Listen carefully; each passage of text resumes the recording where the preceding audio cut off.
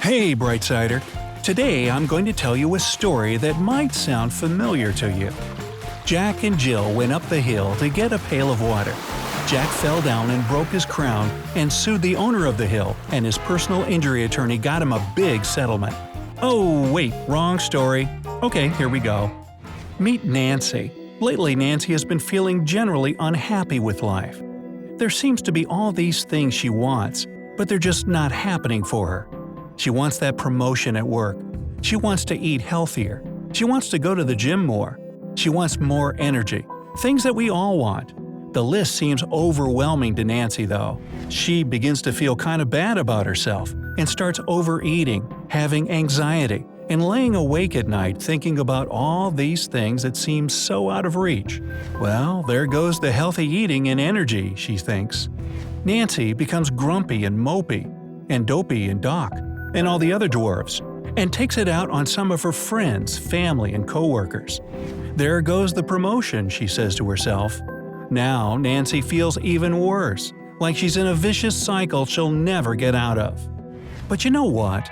One day, Nancy realized that enough was enough and decided to make a change.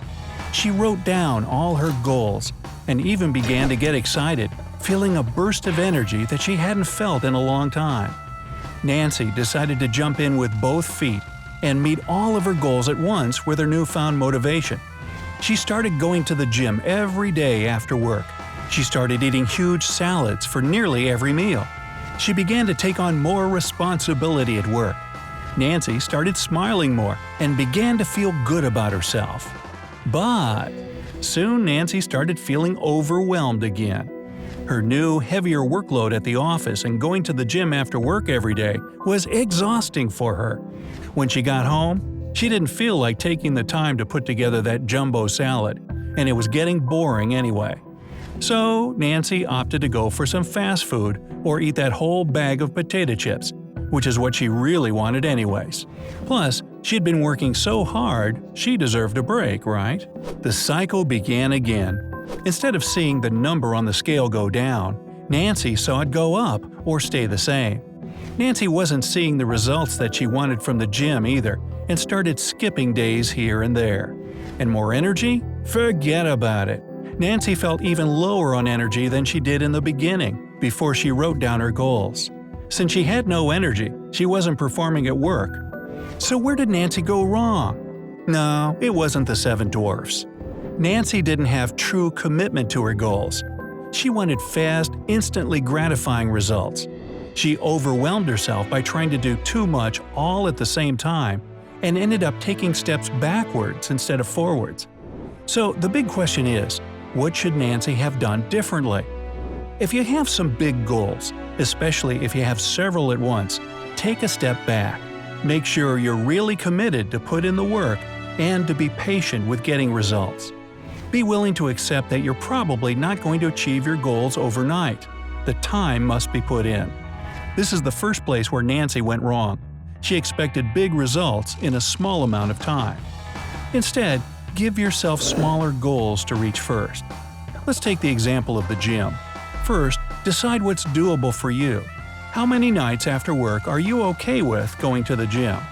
What's a reasonable goal to set for yourself? Let's say you decide on 2 times a week, Monday and Friday. Really stick to this goal. Do it until it just becomes part of your life. It should be second nature, like showering every day. Soon, the action of working out will turn into a habit. This is what you want. When you reach this point, add in one more day at the gym, say Wednesday. So now you're going to the gym 3 times a week, Monday, Wednesday, and Friday. That's huge. So before, Nancy wasn't going to the gym at all or on a consistent basis. Then she committed to a very manageable twice-a-week regimen that more than doubled her output.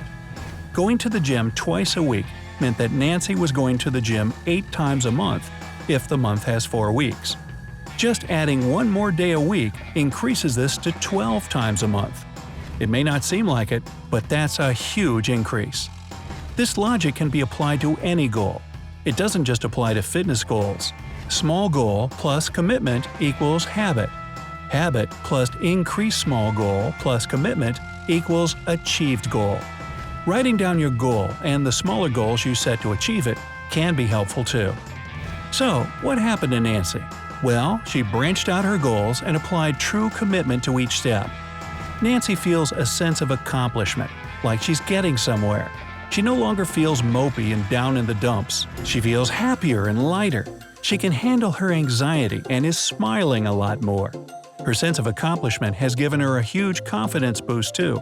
And that's important here as well. Sometimes that surge of energy you feel after you've achieved something is confidence. Nancy's energy level is through the roof.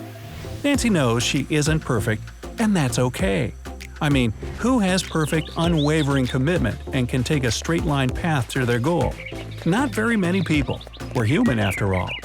Nancy's path, and probably your path, has some right turns, left turns, and zigzags. She's accepted that meeting her goals will take time and patience. Now, Nancy is happy with life and knows that she can accomplish anything with the right method. And so can you. Just do it the right way so that you're not overwhelmed, which can set you back and make you feel discouraged. Confidence is also a key part of this equation. It's like a meme or a t-shirt. Nancy has goals. Nancy sets small, achievable goals to reach a bigger one. Be like Nancy and live happily ever after. So how about you? What are some of your goals, and what steps are you going to take to reach them? Let us know down in the comments. If you found this video helpful, give it a like and share it with a friend. But wait, don't go hanging out with the 7 dwarfs just yet. We have over 2,000 cool videos for you to check out. Just click on the left or right video and enjoy. And remember, stay on the bright side of life.